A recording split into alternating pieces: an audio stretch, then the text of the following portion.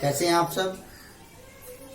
उम्मीद है स्वस्थ होंगे, सेफ होंगे।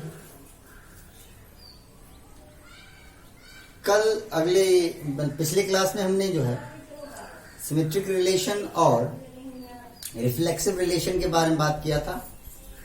आज हम जो है ट्रांजिटिव रिलेशन के बारे में बात करेंगे और ट्रांजिटिव रिलेशन अर्थात संक्रमक संबंध के बारे में बात करेंगे।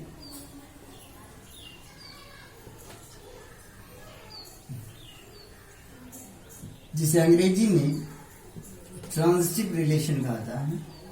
ट्रांजिटिव रिलेशन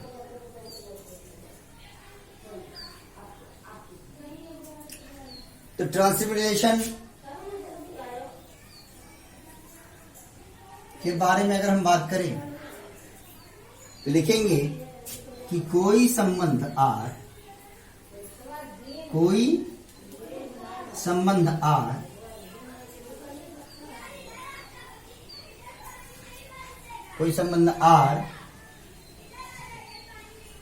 A पर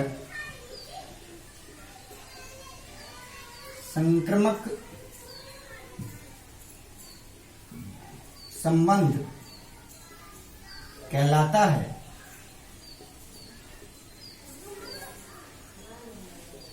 यदि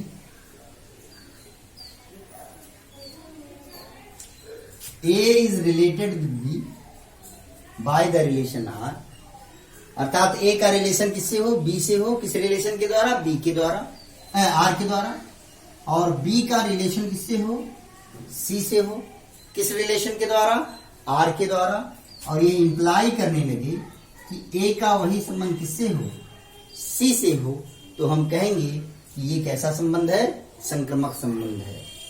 संक्रमक संबंध है जहां A, B और C किसको बिलोंग करते हैं? A को। बात समझिए, कोई संबंध R, any relation R is said to be transitive relation on a set A if A is related with B, B is related with C. It implies that A is related with C by the relation R. जहां A, B, C किससे संबंधित हो? A से संबंधित हो। ये बात clear हो गई कि नहीं हो गई? तो आगे बढ़ते हैं हम लोग। इसका मतलब क्या हुआ कि जैसे हमने लिख दिया कि A इज इक्वल टू 1, 2, 3 ये सेट है और R इज इक्वल टू हमने लिख दिया 1, 2, 2, 3 और 1, 3। और मैंने आपसे पूछा कि क्या ये ट्रांजिटिव रिलेशन है? तो आपका आंसर होना चाहिए yes, it is transitive relation. क्यों? क्योंकि यहां पर आप देख रहे हैं, यहां पर देखिए 1 का रिलेशन किससे है? 2 से, यानी और 2 का रिलेशन किससे है? 3 से। तो 1 अगर आप देखिए 1 का रिलेशन किससे है? 2 से है। और 2 का रिलेशन किससे है? 3 से है। और इंप्लाई क्या कर रहा है कि 1 का रिलेशन किससे हो गया? 3 से। 1 का 2 से और 2 का 3 से। तो 1 का रिलेशन किससे हो गया? 3 से। और 1 का रिलेशन 3 से हो गया। तो ये हो गया कैसा रिलेशन? Transitive relation. यानी पहले का संबंध दूसरे से हो, दूसरे का संबंध तीसरे से हो, और यदि फिर पहले का संबंध किससे हो जाए? तीसरे से हो जाए, तो हम कहेंगे कैसा रिलेशन है? Transitive relation. 1 का रिलेशन 2 से, 2 का 3 से, और इम्प्लाइज दैट 1, 3। तो हम कहेंगे कि ये क्या है? ट्रांजिटिव रिलेशन है। मुझे लगता है ये बात क्लियर हो गई होगी, कोई दिक्कत नहीं होगा। तो ट्रांजिटिव रिलेशन समझ में आया कि नहीं आ गया? फॉर एग्जाम्पल जैसे भाई एक संबंध है। Ram related with Lakshman and Lakshman is related with Bharat. Therefore Ram is related with Bharat. Ram भी भरत के क्या हो गए? भाई। अगर हम A इक्वल टू क्या लेंगे? A इक्वल टू ले लें राम, लक्ष्मण, भरत, शत्रुघ्न। क्लियर? और यहां से हम लिख दें कि आर क्या है, संबंध है क्या, भाई का। तो अगर आर संबंध है भाई का तो हम लिख सकते हैं कि आर इज इक्वल टू, अगर लिखें राम कामा लक्ष्मण, लक्ष्मण कामा भरत,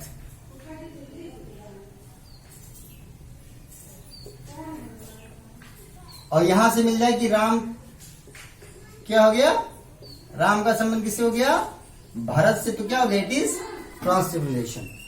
ये फॉर एग्जाम्पल लिया गया है, इसको आप किसी धर्म से ना रिलेट करेंगे कि ये सर ने इसको धर्म से रिलेट कर दिया गया। फॉर एग्जाम्पल कोई भी एग्जाम्पल लीजिए, मतलब एक व्यवहारिक बात थी इसलिए हमने ऐसा लिख दिया है ताकि आपके दिमाग में बात समझ में आ जाए। क्लियर हुआ कि नहीं हुआ, ये बात समझ आ गई कि नहीं आ गई? मुझे लगता है कोई दिक्कत नहीं होगी। तो ट्रांसलेशन समझ आ गया।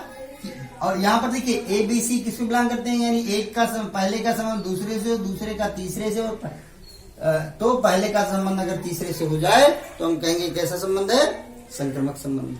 फॉर एग्जाम्पल जैसे ट्राइंगल ले लीजिए, ट्राइंगल एबीसी, अगर ट्राइंगल की बात करें और ट्राइंगल एबीसी, जैसे कोई भी ट्राइंगल, अगर समरूपता की बात कर रहे हैं, मान लीजिए समरूपता की बात करें और आपसे पूछे कि समरूपता जो संबंध है वो संक्रमक संबंध है कि नहीं, तो देखिए अगर त्रिभुज एबीसी समरूप होगा त्रिभुज डीईएफ के, और त्रिभुज डीईएफ समरूप होगा त्रिभुज पीक्यूआर के, तो इसका मतलब क्या होगा कि त्रिभुज एबीसी समरूप होगा कि नहीं होगा त्रिभुज पीक्यूआर? जी हाँ, निश्चित रूप से होगा। इसलिए एक ऐसा संबंध हो गया, संक्रमक संबंध हो गया। अगर आपसे कोई पूछता है कि समरूपता कैसा संबंध है, तो ये संक्रमक संबंध है। ये बात क्लियर हो गई कि नहीं हो गई? इसी तरह से अगर हम बात करें सर्वांग समता की, और मैं आपसे पूछूं कि क्या सर्वांग समता का जो संबंध है वो क्या ट्रांसिटिव रिलेशन है कि नहीं है, कॉन्ग्रुएंट ट्रायंगल का जो रिलेशन है वो जो है संक्रमक संबंध है कि नहीं है? तो यहां त्रिभुज, अब देखिए यहीं पर हम लिख देते हैं कि त्रिभुज एबीसी सर्वांगसम है त्रिभुज डीईएफ के, और त्रिभुज डीईएफ सर्वांगसम है त्रिभुज पीक्यूआर के। तो निश्चित रूप से त्रिभुज एबीसी सर्वांगसम होगा त्रिभुज पीक्यूआर के। तो सर्वांग समता भी ये क्या है, एक ट्रांसिटिव रिलेशन है, संक्रमक संबंध हो गया। यानी पहले का संबंध दूसरे से और दूसरे का संबंध तीसरे से, तो पहले का संबंध किससे हो जाए, तीसरे से वही संबंध हो जाए तो हम कहेंगे कि ये संक्रमक संबंध है। ये बात समझ में आ गया? कोई दिक्कत तो नहीं है? अब इसे मान लिया दुश्मनी, अगर आपसे पूछे दुश्मनी, फॉर एग्जाम्पल दुश्मनी कैसा संबंध है, तो मान लिया ए दुश्मन है किसका, बी का, और बी दुश्मन है किसका, सी का। तो ये जरूरी नहीं कि ए दुश्मन हो जाए सी का, क्योंकि ऐसा भी हो सकता है कि ए और सी दोनों क्या हो जाए, दोस्त भी हो सकते हैं, क्योंकि दुश्मन का दुश्मन क्या होता है, दोस्त होता है, ऐसा माना जाता है। तो इसका मतलब तो क्या हो गया, यानी यहां पर अगर आप दुश्मनी की बात करते हैं तो ये कैसा संबंध है, ये ट्रांसिटिव रिलेशन नहीं है, क्योंकि आप ए और सी के बारे में कंफर्म नहीं कह सकते। बात समझ नहीं आ गई? कोई दिक्कत है? अपनी व्यवहारिक रूप में जो भी आप ले पाए ले सकते, अपने घर में, अपने भाई मान लीजिए किसी घर में जो है तीन ए बराबर मान लीजिए हो गया सीता, गीता और सोहन।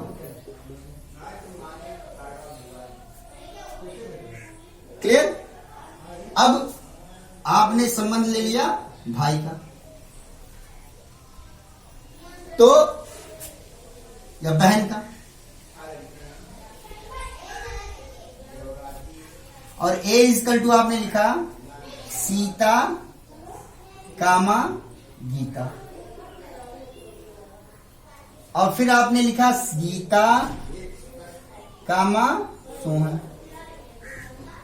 और फिर आपने लिख दिया सीता कामा सोहन। तो सीता का संबंध गीता से, सीता गीता की बहन, गीता किसकी बहन? सोहन की बहन। तो सीता किसकी बहन हो गई? सोहन की। इसलिए कैसा संबंध हो गया?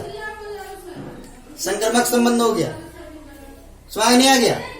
पहली दूसरे की बहन, दूसरी तीसरे की बहन, इसलिए पहले तीसरे की बहन हो गई। क्लियर हो नहीं हो गया? बात समझ आ गई नहीं आ गई? यानी यहां पर अगर हम आर इक्वल टू ये लिख रहे हैं तो ये एक कैसा संबंध है? संक्रमक संबंध है। मुझे लगता है आप क्लियर हो गया होगा। पहले का जो संबंध दूसरे से हो, दूसरे का जो संबंध तीसरे से हो, वो क्या होगा? संक्रमक संबंध। जैसे छोटे का संबंध, छोटे का संबंध, ए छोटा है बी से, बी छोटा है सी से, इट इंप्लाइज दैट ए छोटा होगा किससे? सी से। पहला दूसरे से छोटा, दूसरा तीसरे से छोटा, पहला तीसरे से छोटा, इसलिए कैसा संबंध है? संक्रमक संबंध। बड़ा ले लीजिए, बड़ा, ए बड़ा है बी से, बी बड़ा है सी से, इट इंप्लाइज दैट ए बड़ा है सी से। कैसा संबंध? संक्रमक संबंध।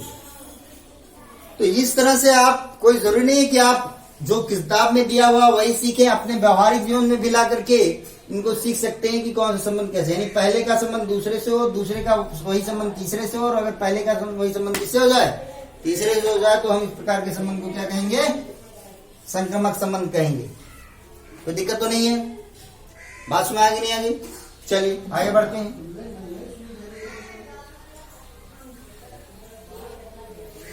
तो संक्रमक संबंध समझ में आ गया। अब अगर मैं आपसे पूछूं कि R इज इक्वल टू 1, 1, 2, 2, 3, 3, अगर A इज इक्वल टू, अब देखिए यहां पर A इज इक्वल टू कितना दिया हुआ है? 1, 2, 3 दिया हुआ है। यदि मैं आपसे पूछूं कि A इज इक्वल टू 1, 2, 3 दिया हुआ, और अगर मैं आपसे पूछूं कि R इज इक्वल टू 1, 1, 2, 2, 3, कैसा रिलेशन है? तो आप कहोगे कि ये कैसा रिलेशन है?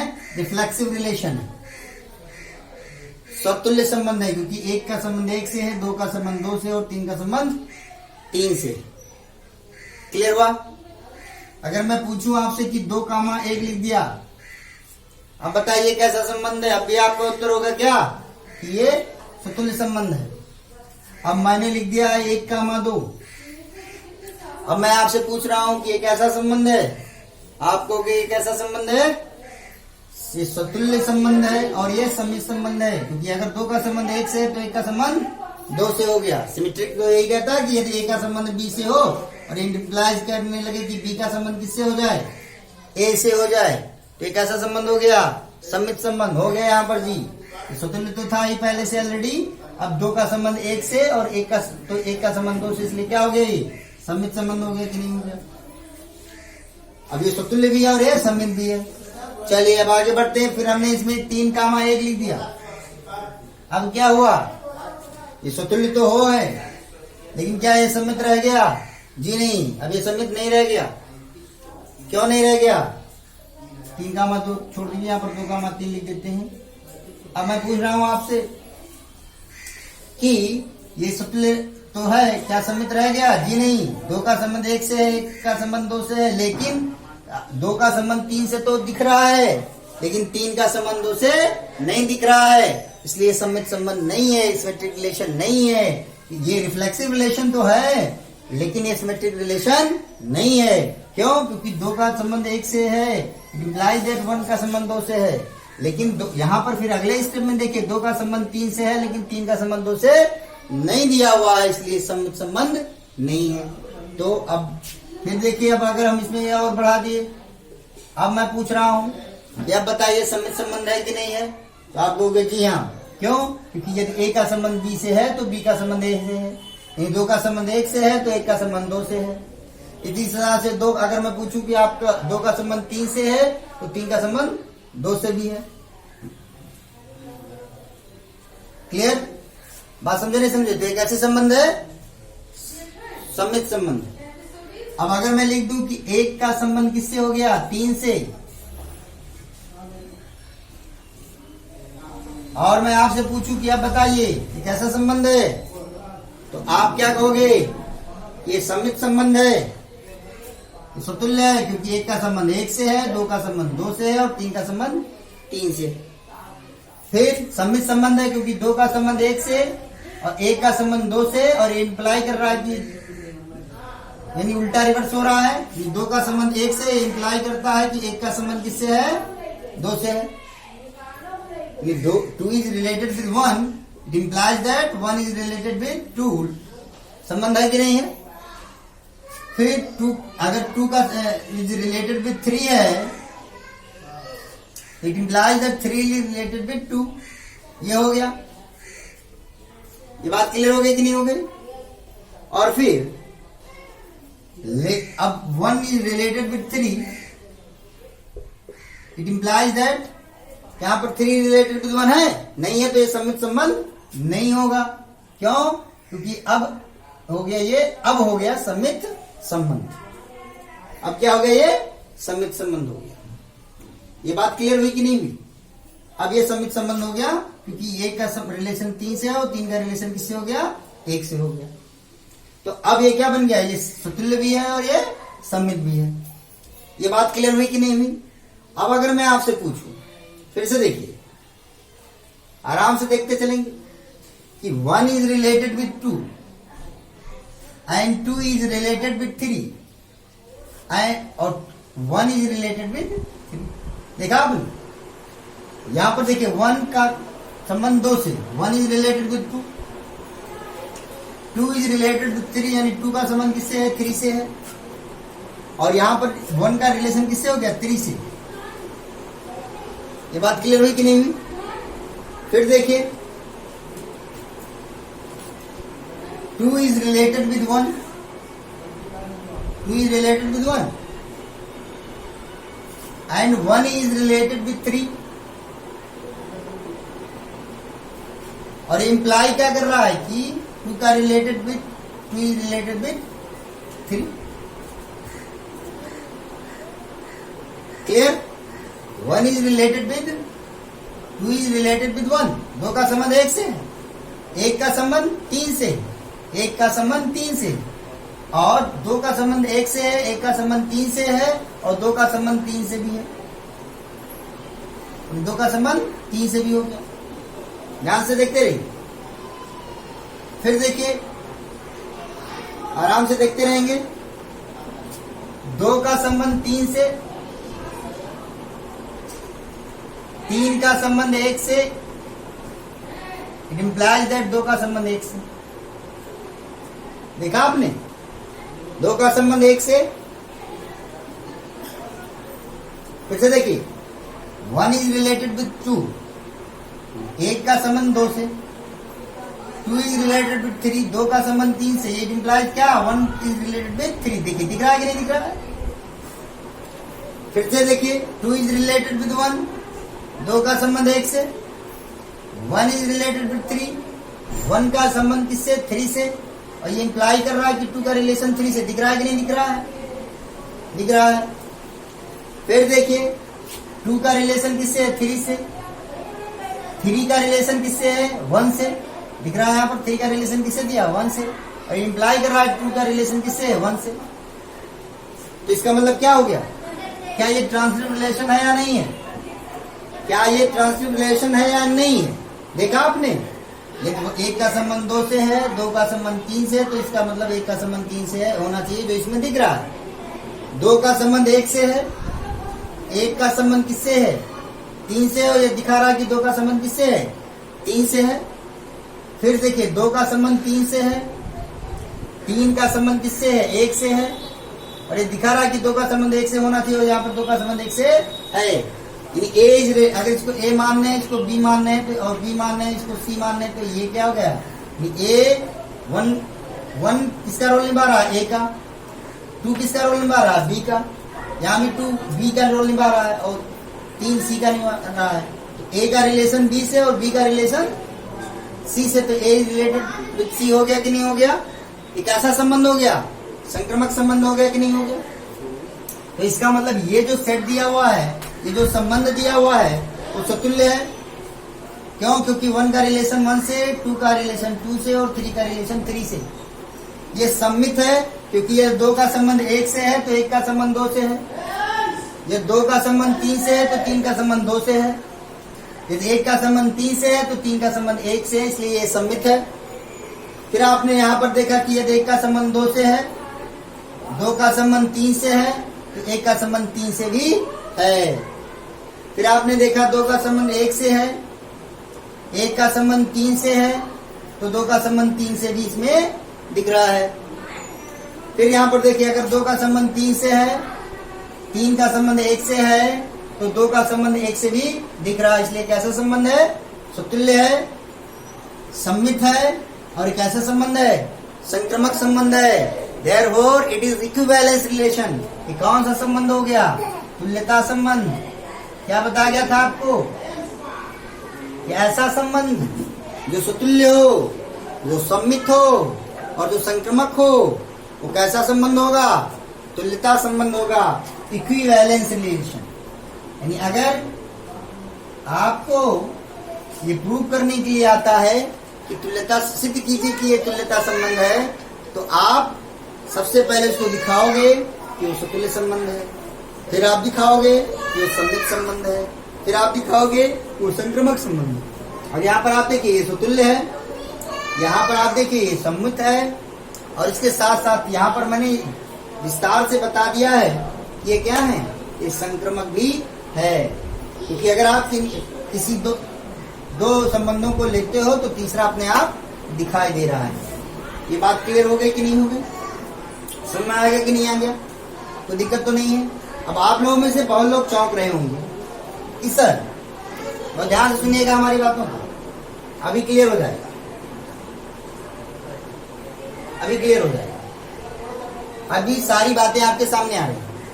चलिए देखिए, अब बहुत लोग सर कहे सर 2 का तो संबंध 1 से है और यहाँ पर 1 का संबंध 1 से है। जी हाँ, निश्चित रूप से क्लियर। तो सर 2 का संबंध 1 से होना चाहिए, कोई मतलब ही नहीं है, क्योंकि आप संक्रमक के लिए कितने एलिमेंट होने चाहिए? 3। तो तुल्य के लिए प्रत्येक का संबंध अपने आप से। सम्मित में ए का संबंध बी से तो बी का संबंध सी से होना चाहिए। सॉरी, अगर ए का संबंध बी से है तो बी का संबंध ए से होना चाहिए। और संक्रमक में यदि ए का संबंध बी से है और बी का संबंध सी से है, यहाँ पर ऐसी बात नहीं होगी। ए का संबंध किससे है? बी से है, लेकिन यहाँ पर बी का संबंध किससे हो रहा है? बी से हो रहा है। बी का संबंध सी से नहीं हो रहा है, इसलिए इसके बारे में कोई चर्चा नहीं करनी है। ये बात क्लियर हुई कि नहीं हुई? तो आप लोग कंफ्यूज नहीं होंगे। मुझे लगता है क्लियर हो गया होगा कि ये सुतुल्य क्यों है, ये सम्मित क्यों है और ये संक्रमक क्यों है। तो जान गए आप लोग, उससे देखकर बता लेंगे कि ये संबंध सुतुल्य, सम्मित और संक्रमक कैसे हुआ। ये बात सुन में आगे कि नहीं आगे? अब आगे बढ़ते हैं। अब बात करते हैं फोर्स रिलेशन की, इसे कहते हैं सम्मित संबंध। कौन संबंध? सम्मित संबंध। प्रतिसम्मित संबंध, एंटी सिमेट्रिक, एंटी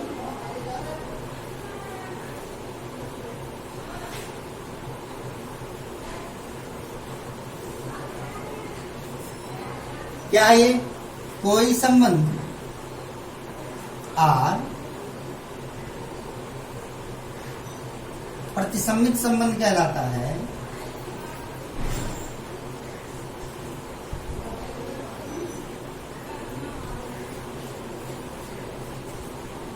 कोई संबंध आर प्रतिसम्मित संबंध कहलाता है।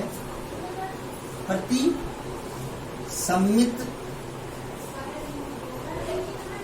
संबंध कहलाता है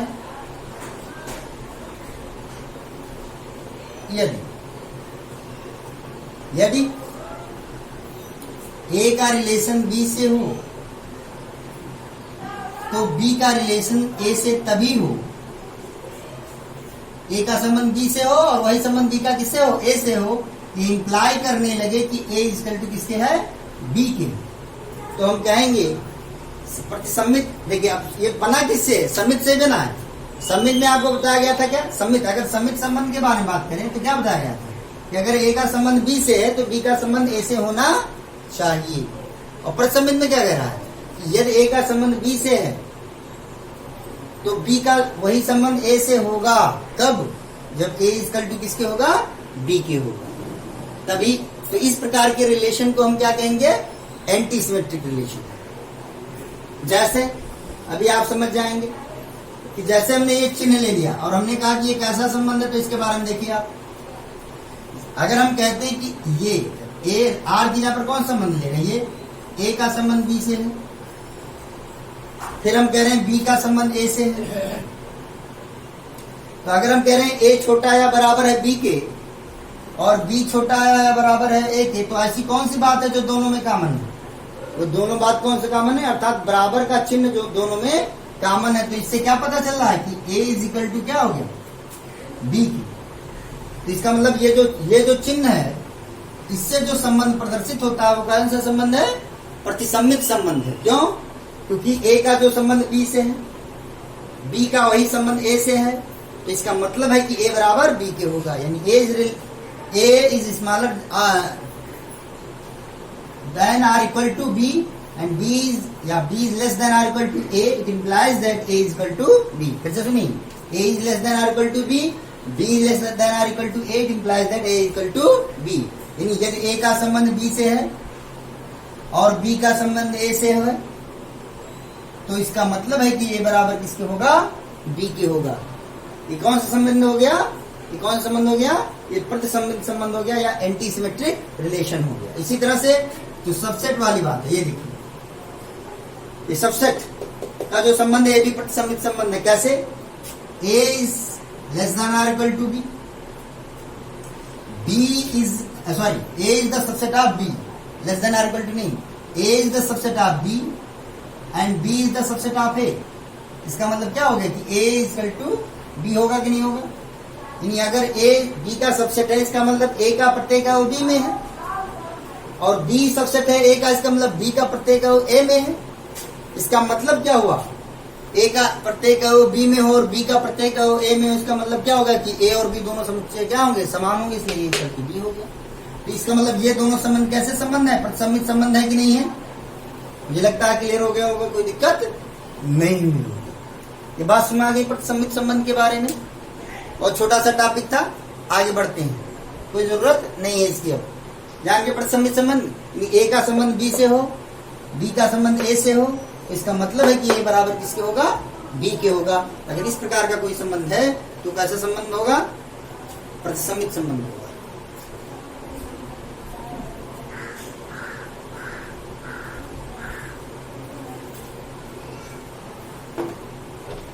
अब देखिए,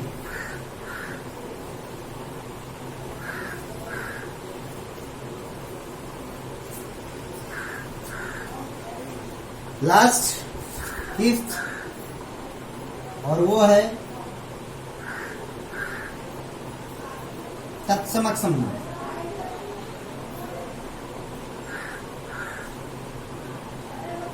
कौन संबंध? तत्समक संबंध। तो तत्समक संबंध क्या है? इसी को अंग्रेजी में क्या कहते हैं? Identity relation.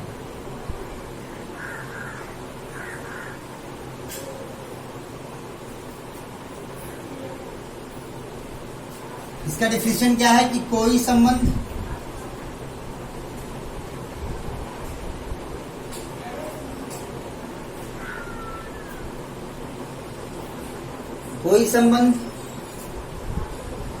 आई ए पर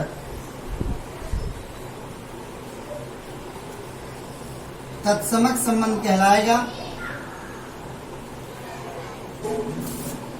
यदि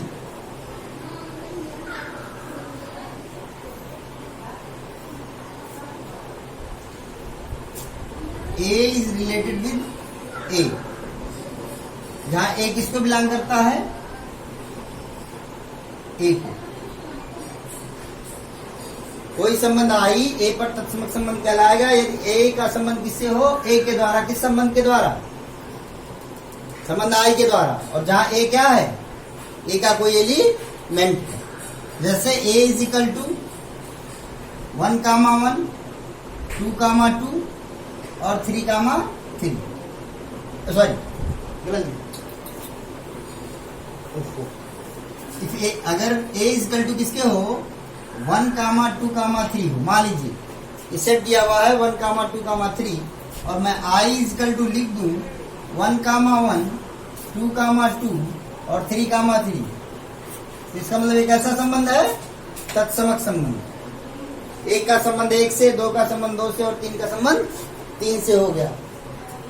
अब आपके मन में आ रहा होगा तो सर ये तो सतुल्य संबंध भी है, यही बात तो सतुल्य संबंध में भी थी। जी हाँ, ये निश्चित रूप से सतुल्य संबंध है, लेकिन तत्समक संबंध और सतुल्य संबंध में अंतर क्या है? देखिए, ये सतुल्य संबंध भी है, ये सतुल्य संबंध है,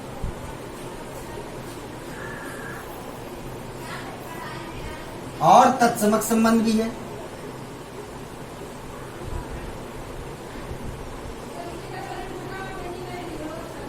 क्लियर? लेकिन R इज इक्वल टू, अगर मैं लिख रहा हूं 1, 1, 2, 2, 3, 3 और 3, 1, अगर मैंने ऐसा लिख दिया तो ये सतुल्य संबंध है। इट इज रिफ्लेक्सिव रिलेशन, ये सतुल्य संबंध है,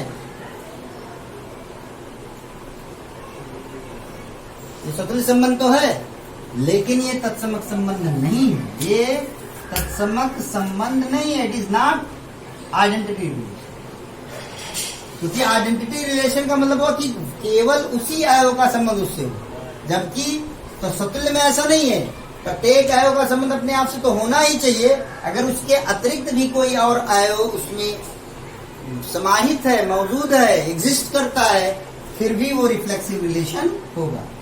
तो प्रत्येक तत्समक, यहां से क्या निकल करके आया कि जितने भी तत्समक संबंध है वो सतुल्य संबंध होते हैं, लेकिन जितने सतुल्य संबंध है वो तत्समक संबंध नहीं होंगे। समझ आ रहा नहीं आ रहा? ये सतुल्य भी है और ये तत्समक भी है, क्योंकि प्रत्येक अवयव का, एक के प्रत्येक अवयव का संबंध अपने आप से है।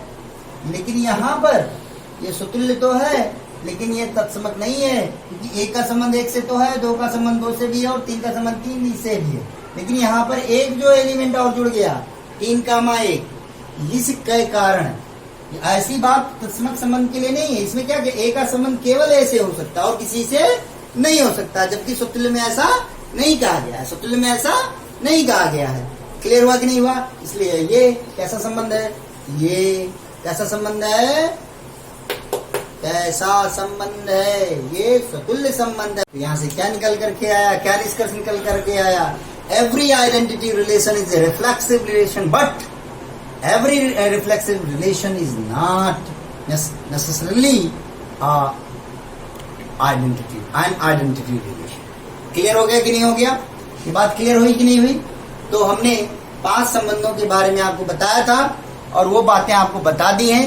अब इस पर संबंधित एक सवाल मैं आपको समझा देता हूं, ताकि आप लोग बढ़िया से, जितने ये टाइप्स मैंने बता दिए हैं, लेकिन क्वेश्चंस जो आते हैं वो सामान्यतः तुल्यता संबंध के लिए आते हैं कि आप सिद्ध कीजिए, कोई सवाल ले लिया जाता है, उसमें कहा जाता है कि सिद्ध कीजिए कि तत्समक संबंध है, तुल्यता संबंध है। सवाल सामान्यतः तुल्यता संबंध के लिए आता है।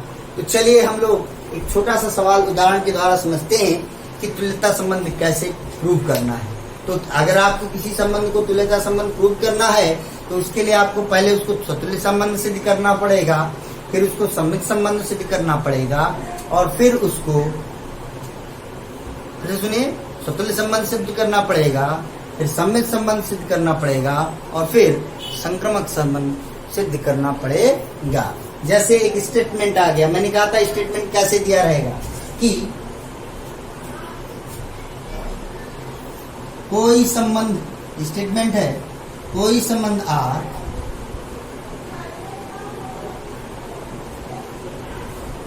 पूर्णांकों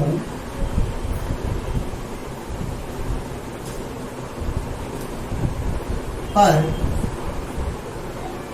इस प्रकार परिभाषित है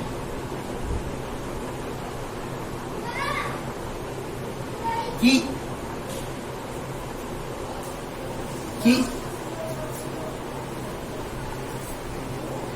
is related with y,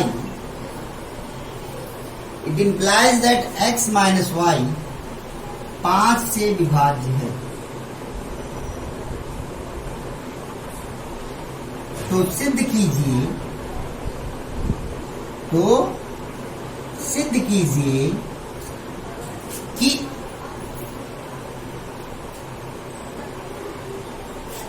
R एक तुल्यता संबंध है।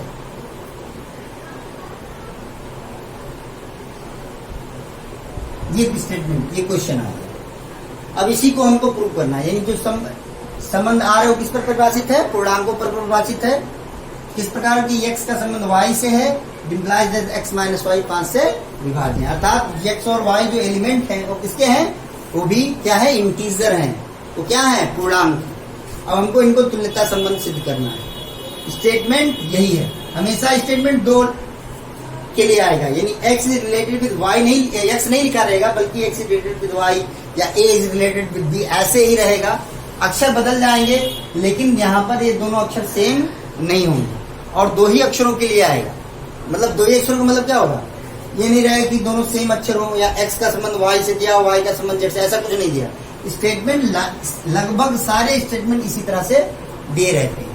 तो अब हम इसको प्रूव करेंगे और सवाल को हल करेंगे। हमको क्या सिद्ध करना है कि R एक कैसा संबंध है, तुल्यता संबंध है। तो सबसे पहले हम क्या करेंगे, सबसे पहले हम इसको स्वतुल्य संबंध, पहला स्टेप हम क्या सिद्ध करेंगे, स्वतुल्य संबंध।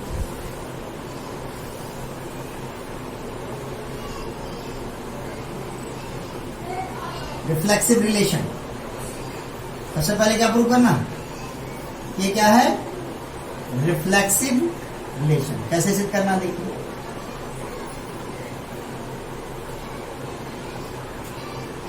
हमने क्या था कि जो संबंध होगा, जब स्वतुल्य की बात करेंगे तो जहां y है वहां पर भी क्या रख लेंगे, x रख लेंगे।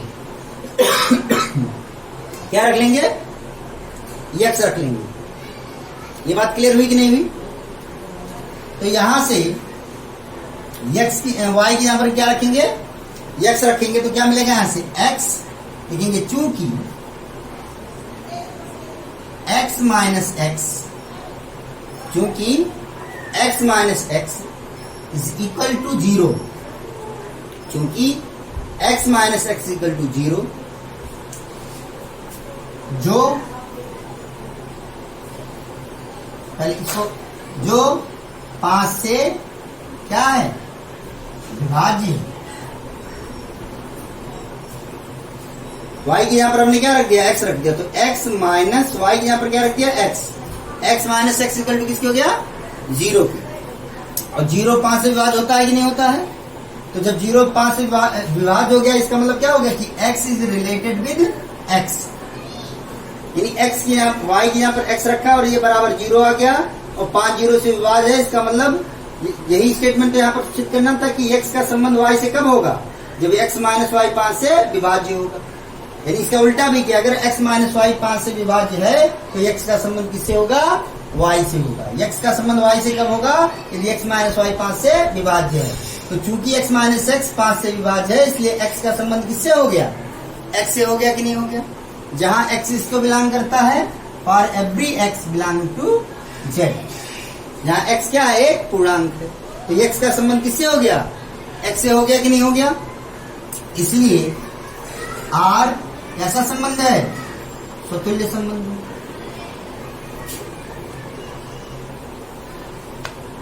R कैसा संबंध हो गया, स्वतुल्य संबंध। फिर से समझिए, जैसे यहां पर लिखा हो कि x का संबंध y से, it implies that x minus y 5 से विभाज्य। और अगर x माइनस वाई, इसका मतलब क्या होती, इसका उल्टा भी समझना क्या आपको, अगर x माइनस वाई 5 से विभाज्य है तो x का संबंध किससे होगा, y से होगा। बस वही बात यहाँ पर कर दिया हमने, x माइनस एक्स निकाला जो 5 से विभाज्य है, यानी x माइनस एक्स 5 से विभाज्य है, इसलिए x का संबंध किससे होगा, x से होगा। अगर x माइनस वाई 5 से विभाज्य है तो x का संबंध y से, तो अगर x माइनस एक्स 5 से विभाज्य है तो x का संबंध किससे हो गया, x से हो गया। और इसलिए R कैसा संबंध है, स्वतुल्य संबंध है। ये बात क्लियर हो गई कि नहीं हो गई। चलिए अब सम्मित संबंध देखते हैं। सम्मित संबंध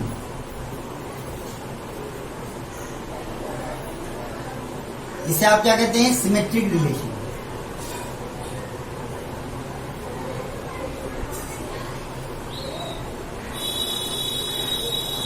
सिमेट्रिक रिलेशन, सिमेट्रिक रिलेशन में हमको क्या दिखाना कि x का जो संबंध y से है, यदि x का संबंध y से है तो y का संबंध x से होना चाहिए। तो हमने माना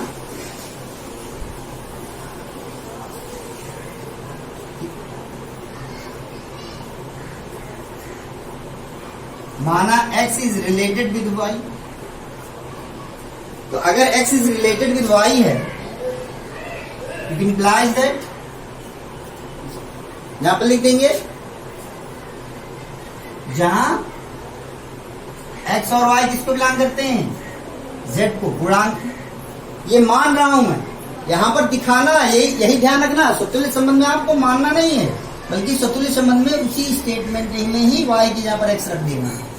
जबकि जब सममित संबंध आपको बताया गया था तो आपको उसमें क्या बताया? यदि x का a का संबंध b से हो, यदि a का संबंध b से हो तो b का संबंध a से होना चाहिए। तो जब भी सममित संबंध दिखाना होगा, आप मानेंगे कि माना x का संबंध y से, जबकि यहाँ पर मानने वाली कोई बात नहीं है, यहाँ पर आपको दिखाना पड़ेगा, यहाँ पर मानने वाली बात नहीं और स्वतंत्र संबंध में। ये बात आपको दिमाग में रखनी है। ये बात क्लियर हुई कि नहीं? बात में आ रहा नहीं आ रहा? तो माना x का संबंध y से, अब हमने माना कि x का संबंध y से, तो अब हमको क्या दिखाना है कि y का संबंध किससे हो जाए? x से हो जाए, तो हमारा काम बन जाएगा। तो अगर x का संबंध y से है, इसका मतलब x माइनस वाई 5 से विभाज्य।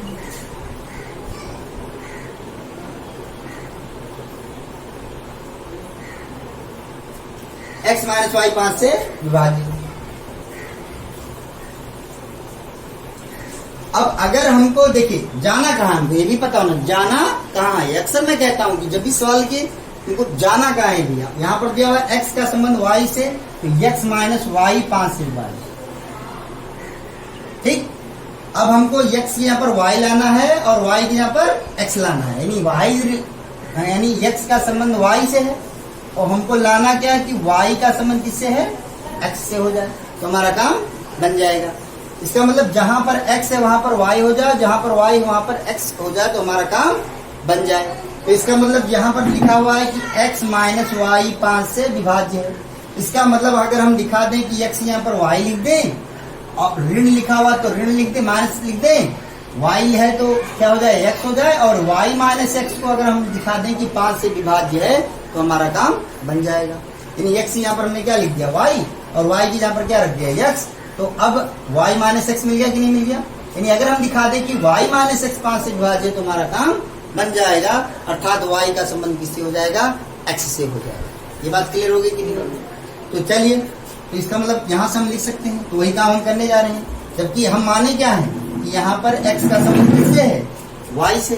तो अगर x का संबंध y से, तो इसका मतलब x माइनस वाई 5 से विभाज्य है कि नहीं है? इट इम्प्लाइज दैट अगर इसमें माइनस कॉमन ले लें तो माइनस क्या हो जाएगा? y माइनस एक्स 5 से विभाज्य होगा कि नहीं होगा?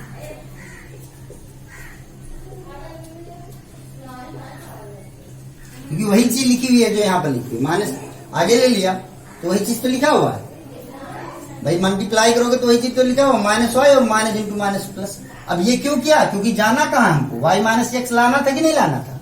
तो y माइनस एक्स कैसे मिलेगा? अगर हम इसमें माइनस कॉमन ले लेंगे तो हमको y माइनस एक्स मिल जाएगा, और जैसे ही y माइनस एक्स मिल गया, अब अगर ये माइनस वाला चिन्ह हट जाए तो हमारा काम बन जाएगा, क्योंकि हमको y माइनस एक्स को ही तो दिखाना है।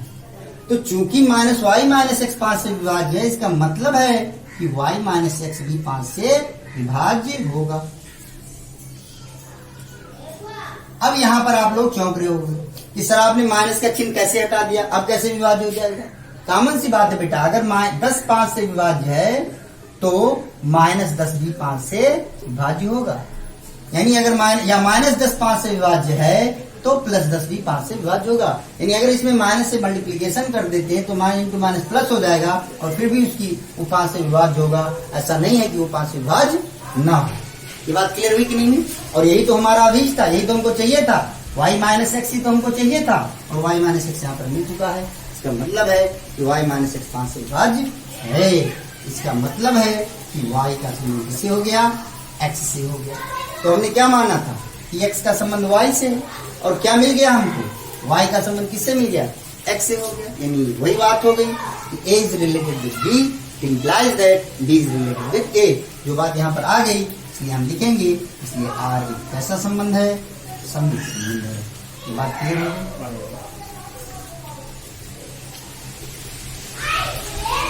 अब हम बात करते हैं किसकी, तुल्यता संबंध की। किसकी बात करते हैं, तुल्यता संबंध की। सॉरी, माफ कीजिए, तुल्यता बोल दिया।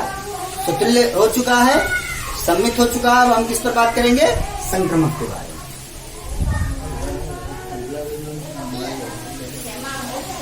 संक्रमक के बारे में बात करते हैं।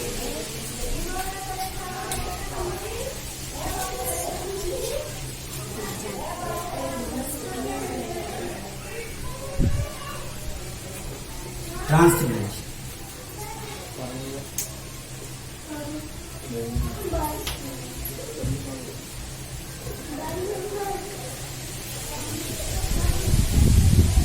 तो ट्रांसलेशन में क्या बताया हमको, क्या सिखाया कि यदि ए का संबंध बी से हो, बी का संबंध सी से हो, ये इंप्लाई करने लगे कि ए का संबंध सी से है, तो हमारा काम बन जाएगा। यही तो बताया गया। अब यहां पर दिया हुआ कि x का रिलेशन किससे है, y से। तो माना x is related with y और y is related with z। Small z है, स्मॉल z। अब आप कहोगे z कहां से आ गया सर, मैंने कहा है कि जो स्टेटमेंट होगा वो दो के लिए होगा, दो अक्षरों के लिए होगा। लेकिन इस सतुल्य में केवल एक अक्षर की जरूरत होती है, तो y की जगह पर x लिख देते हैं। और संक्रमक में तीन अक्षरों की जरूरत होती है। ए, जैसे यहाँ पर a b c था, यहाँ पर x y z है। तो सुविधा के लिए x रिलेटेड विद y है और y रिलेटेड विद z हमने मान लिया। अब z आप कोई तीसरा अक्षर ले लीजिए कि ये x y z है, इसलिए ऐसे लीजिए। आप यहाँ पर a ले लीजिए, b ले लीजिए, c ले लीजिए, कोई दिक्कत नहीं है। तो हमने माना कि माना x का संबंध किससे है, y का। कहां से रिलेट कर रहा हूं, यहीं से। यानी x का संबंध किससे है, y से। एक बात हो गई, यानी ये वाली बात हो गई। और b का संबंध किससे होना चाहिए, c से। तो b का रोल यहाँ पर कौन निभा रहा है, y। तो y लिख दिया और r संबंध c से। अब c इसमें दिया नहीं, दिख ही नहीं रहा है, तो c की जगह पर हमने क्या लिख दिया, z लिख दिया। तो मैंने माना कि x का रिलेशन y से है, y का रिलेशन किससे है, z से है। ये बात क्लियर हो गई कि नहीं हो गई। अब हमको क्या दिखाना है, हमको दिखाना है, और जहां पर x y और z किसको बिलोंग कर रहे हैं, x y z किसको बिलोंग कर रहे हैं, कैपिटल Z को, पूर्णांक को।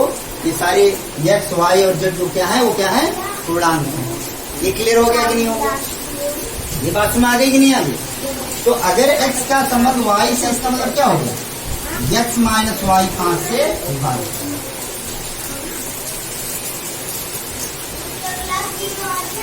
और y का संबंध z से है, इसका मतलब y minus 5, y minus z भी 5 से विभाजित।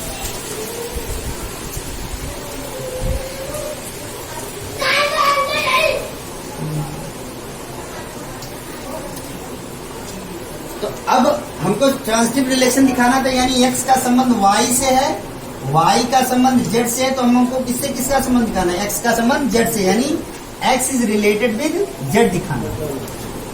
ये तो हमको जाना कहाँ है, x is related with z, पहले का संबंध तीसरे से। अब इसमें देखिए x यहाँ पर x लिखा हुआ है, जी हाँ। r की जगह पर r लिखा हुआ है, जी हाँ। y की जगह पर क्या लिखा हुआ है, z लिखा हुआ है, जी हाँ। इसका मतलब हमको क्या दिखाना है कि x माइनस माइनस हो गया, y की जगह पर क्या दिख रहा है, पर z, यानी x माइनस z 5 से विभाज्य है। अगर ये दिखा दें तो हमारा काम बन जाए, यही हमको जानना है। x का संबंध z से कब होगा, x का संबंध y से कब है, जब x माइनस y 5 से विभाजित। और हमको दिखाना कि x का संबंध किससे है, z से। x का संबंध z से कब होगा, जब x माइनस z 5 से विभाजित होगा। ये बात क्लियर होगी कि नहीं होगी। तो अगर ये चीज हम दिखा देते हैं तो हमारा काम बन जाएगा। तो देखिए यहाँ से x माइनस y 5 से विभाज्य है, y माइनस z 5 से विभाज्य है। इसका मतलब है कि x माइनस वाई, अब देखिए अगर दोनों को जोड़ दें, इन दोनों को जोड़ दें तो माइनस वाई और प्लस वाई कट जाएगा और x माइनस z मिल जाएगा। और जो हमको चाहिए कि नहीं चाहिए, जो हमको चाहिए कि नहीं चाहिए, तो जाना कहाँ है ये हमको पता होना चाहिए। जाना कहाँ है ये हमको पता होना चाहिए। x का संबंध z से लाना है और x का संबंध z से कब आएगा, x रिलेटेड z कब होगा, तो x माइनस z, यहाँ y की यहाँ पर क्या रखेंगे z, तो x माइनस z जब 5 से विभाज्य हो जाएगा तो x का रिलेशन किससे हो जाएगा, z से हो जाएगा। और x माइनस z हमको चाहिए, यानी सबसे पहले हमको x रिलेटेड विद z चाहिए और x का संबंध z से कब होगा, जब x माइनस z 5 से विभाज्य हो जाएगा। यानी अब हमारा मकसद क्या हो गया, x माइनस z चाहिए। तो x माइनस z कैसे मिलेगा, अगर इन दोनों को जोड़ देते हैं तो y से y कट जाएगा और x माइनस z हमको मिल जाएगा। तो हम लिखते हैं, इसलिए it implies that x minus y plus y minus z भी क्या होगा, 5 से विभाज्य है, 5 से विभाज्य है। तो y से y क्या हो गया, कैंसिल आउट हो गया। It implies that x minus z 5 से क्या होगा, विभाज्य है।